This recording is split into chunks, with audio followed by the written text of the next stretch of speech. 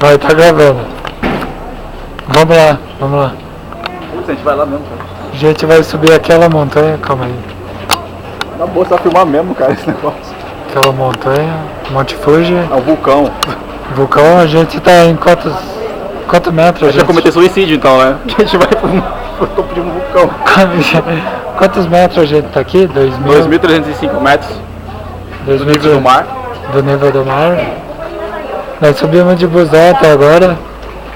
Agora nós vamos te ensinar, pra quem não sabe, como cagar. Como fazer cocô. Olha ali o desenho. É o desenho. Deixa eu focar daqui. Eles vão pensar que tá filmando japonês. Sai da já. frente. Sai da frente. Ali, ó. Aí. Como cagar. Tá ligado? Se você não sabe cagar, Vem aqui. vem No aqui. Monte Fuji pra você aprender a cagar. Venha ao Monte Fuji pra você aprender a fazer cocô. Agora vamos ver uma par de gringo. Não, não é gringo. Lógico que é. O que é então? Hã? O que é? Ah, sei lá. Só japa. Tem um emo descendo. Cadê? Ah, é emo mesmo. E aí, emo? Dança brasileira, né? Ele é minha mãe. Aqui agora vamos juntar nossa galera. Olha aí, ó, gringo. Grande, fumando gringo. Outro aqui. Eita, esse.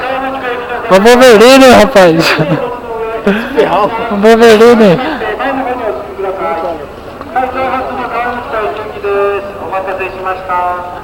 A mina filmando eu, filmando a mina. Encontros e desencontros.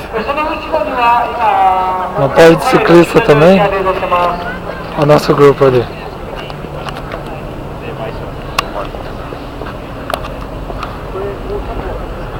Vocês dois aí, a gente tá fazendo reportagem. Pode dar um comentário aí pra gente? Não, é engraçado que você fala pra ele filmando ele, né?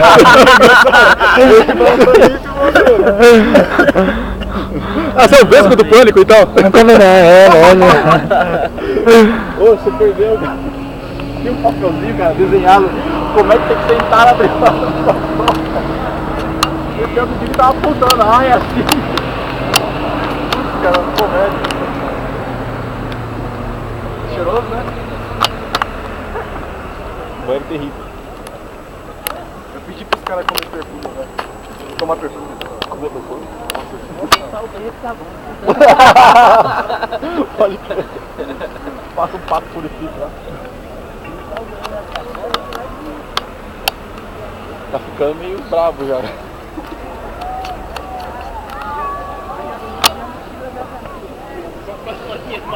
Daqui a pouco eu vi um solzão. Nossa, mas tá bichado ali, cara. Não. Ah, cara. Quer dizer.